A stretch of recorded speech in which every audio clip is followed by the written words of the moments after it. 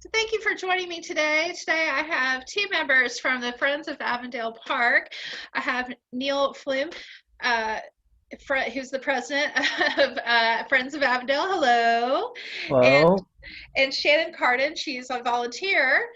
And would you like to tell me a little bit more about yourselves and about Friends of Avondale? Would you like me to go first? Sure. Well, of course, my name is Neal Flum. I'm the president of the Friends of Avondale Park Association, and I've lived in Avondale since 2004 when I married my spouse, Jeannie Elizabeth Baker. And prior to May of 2019, I was the assistant director of athletic bands for the University of Alabama. Oh, wow. And then I retired, and now I teach part-time at Pelham High School and work with their band programs. And I'm very happy to be involved in the arts, and particularly so during this difficult time of the pandemic. You're very busy. You I stay. find busy, I find busy makes the days go faster and better. Absolutely. Well, thank you for joining me. And what about you, Shannon? What are you doing over at Friends of Avondale? Well, my family and I just moved to Avondale back in October. So we've lived here about 4 months. And as soon as I found out about the Friends of Avondale Park organization, we joined and we've gone to a park cleanup day. And I've gotten involved in the garden planting committee, which I'm super excited about, bringing a lot of beautiful plants to the park. My family and I, we have 3 kids. We're at the park every day. We spend a ton of time there. We love the park here. It is our landscape in the back. It brings me so much joy working at the library to have something so beautiful right there in our backyard. And so I want to personally thank you for all the work that you're doing. Could you tell us a little bit about when the Friends of Avondale was established and how it got started? Yes, I am not an historian, but the park basically, the association rather, was formed around 1988, but I believe the bylaws were formalized in 1989. So the organization has been around informally since 88 and formally since 1989. The reason I found out, like, I've known about Friends of Avondale, but you know, they gave me the great idea to interview you guys. Was Shannon came in and she told us about the community garden that you guys are working on. Could you share a little bit about that? Yes, we have outside of the library is what historically has been the Rose Garden. And we're still working on a plan as to how that's going to move forward, but it will either be a rose garden or it will be some other form of garden. But the original intent in the project was to return the rose garden to that space within the park. Okay, cool. And I know Shannon, you're kind of heading, or one of the people heading, like the agricultural side of the project. Could you tell me a little bit about that? Yes, so we just started a committee that's all about adding plants to the garden and maintaining the plants in the garden, which I'm super excited about. Love gardening, but I think that adding a lot of beautiful plants, native and otherwise, will be a great way to um, just spruce up the garden that's already super beautiful, but also make it even more accessible to people and have just more of an enjoyable, relaxing environment. Plants relax me so much. I don't know if y'all love that garden wall at the airport as much as I do, but just like the idea of going into like what is now an empty rose garden and having it full of plants is so exciting to me. So we're excited to do that. Tomorrow on Saturday, we have a huge shipment of 75 plants coming into plant in and around the Wow. amphitheater, which is a huge asset to the park and has been there forever. A lot of history there. So I'm excited to see that transformed into even more beautiful space. Yeah, Shannon is part, if I may offer, of a new committee, an ad hoc committee, which we added this past Tuesday night at our board meeting, which will be responsible for beautifying the park through plants, shrubs, and we're just very excited about that and delighted that they have stepped forward and have involved themselves in wanting to beautify the park through planting wonderful things that will grow and be beautiful and be there for people to see as they make their way through the So park. how many volunteers are with the Friends of Avondale? And do you have like different committees for everyone? Or is it kind of just you meet and then everybody kind of decides what they want to do? Well, we do have committees within the board of directors itself, which has 11 members. There are different committees. For example, we have a communications committee, we have an events committee, and we have a few other committees. When we have cleanup days, which are typically the third Saturday of every month, and the one in January takes place on the Martin Luther King Observance Day. We post information through our Facebook group, through Nextdoor, and through other social media, and we invite people to join us. So there's no consistent number of people that show up for those cleanup days, but we encourage it. We hope that a lot of people will show up, and we've had as high as 25 recently. So we're hopeful that we'll have more this Saturday. And as the weather gets better and the COVID situation hopefully gets managed better, we hope to have even more volunteers show up to assist us with our efforts in the park. So this might be a question that is an obvious one, but I think it's an important one. And what is the importance of community to the Friends of Avondale, and how does it fit into your mission of your organization?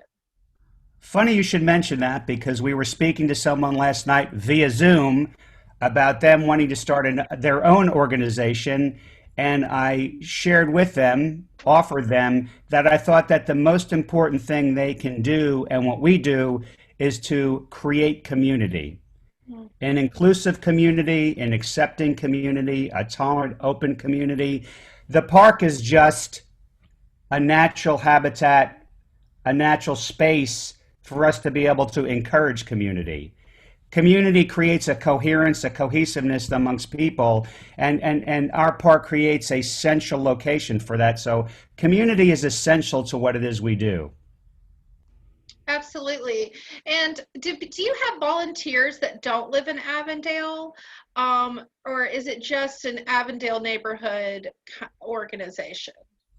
There are members who live outside of Avondale. Some live in Forest Park. That's not too terribly far away. There are a few that probably live farther away than that. We welcome anyone. Our community extends past the physical space of the park and the physical space of Avondale. There are a few, but most of the folks who participate in our activities and our members generally live within, I'd say, a 5 to 10 mile radius of the park. What are the things that bring you joy? And how have you found joy during COVID? Have you discovered any new hobbies or anything, such as cooking, or maybe just slowing down a little bit? Shannon, why don't you answer that first, since I've been speaking mostly and hogging up the airtime. No, that's fine. Well, obviously, I really enjoy gardening, and I enjoy doing yoga, which is a new hobby that I've stumbled across during quarantine. And I love reading, and spending time with community is a huge part of my life and really important to me. And I think that a lot of people have found an even bigger value in community during this time of isolation that we've had. So, which is, one of the many reasons I'm super excited to be involved with Friends of Avondale Park, and having a park right here in Avondale is just a great way to stay connected with members of my community. I think that's incredible. And what about you, Mr. Neal? Well, my wife retired in December, so for the shorter period of time, I have found that the pandemic has allowed us to have more time with each other. For myself, I have 2 golden retrievers, and I typically walk them once or twice a day. But in the current situation, I've been able to walk them more, which makes me very happy, because it's good exercise for them and it's good exercise for me. I think the other 2 activities which have increased for me is I'm not a very good cook, but I've at least tried to do more with cooking now that I have a little bit more time. And in fact, I'm always inspired by the Great British Baking Show. I strongly recommend that. Such a wonderful show. So cooking, walking the dogs, and we've recently purchased a Nordic Track stationary bike with a television screen where you can take rides in Chile, Argentina, Moab, Utah. So I've been doing a lot more. I've been doing a lot more of that also. And with the extra time, I also try to walk through the park and pick up garbage and pick up aluminum cans and take them home and put them in the recycling. So What are your dogs' names? I have two golden retrievers. One is Olive, and the other one is Lucy. And point of fact, you can see Shannon's husband walking almost every morning in the park. His name is Art. Hope you don't mind that, Shannon. No, With fine their at all. with their dog. I forget the name, but I passed them this morning around 7 a.m. Her name is Lucy, so There that's you easy for go. you to remember. What are the things that you've been reading and watching these days? Or what are your favorite books that you've kind of carried with you? Well, I read mostly from my iPad, and lately I've been going back and forth between The Rest is Noise by Alex Ross, which is an overview, a historical perspective of music in the beginning of the 20th century to the current period. And then my other book I'm reading is a French primer on grammar and the French language. I'm trying to reacquaint myself with French, which I studied in college, but have let lay dormant for too long. I do like to read a lot of the New Yorker magazine online. And as far as watching, I try not to watch the news. I find it, I'm just going to be honest, to be a little bit depressing. So I try to watch a lot of Netflix, Amazon Prime, Hulu. I love documentaries. I'm always up for something historical. I love the New Yorker. What a great magazine. And what about you, Shannon? What have you been watching and reading these days? Well, I don't really watch too much. I really like to read. I do watch some things with my kids, but I've been trying to commit to reading more autobiographies in 2021. I read a few last year that I really enjoyed. And so specifically, I've been reading a lot of autobiographies by chefs, which I love to cook, which I didn't say is one of my hobbies because I think I have 3 kids. So sometimes it feels like more of a chore that I have to do, but I really enjoy it. And I've read My Life in France, which is by Julia Child, and Anthony Bourdain's Kitchen Confidential, and David Chang's Eat a Peach. Those are a few that I've read recently that have stuck out in my mind that have I really enjoyed, and I just enjoy hearing about their lives, but I enjoy hearing about food and what food means to them, and it's I think made me even more thoughtful about the food that I pick out to cook for my family and how I cook it. I want to thank both of you for joining me today. And are there any last remarks that you would like to make to any viewers who are watching?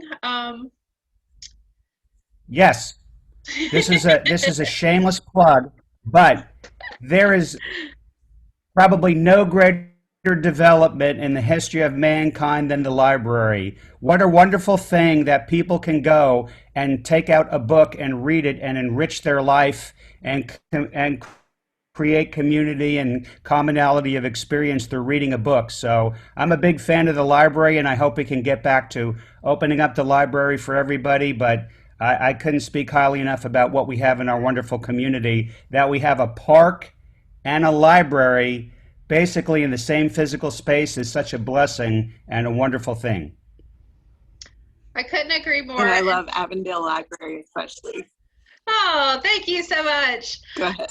Yes, we love all of the libraries in Birmingham, but you know, we try to take as best care as we can of Avondale here, and we just absolutely love you guys and are really appreciative of all the work that you do in the park. So from the bottom of my heart, thank you so much for being a part of this project and this series, and I look forward to personally volunteering in the next coming weeks or months, because I love community as well. And thank you again.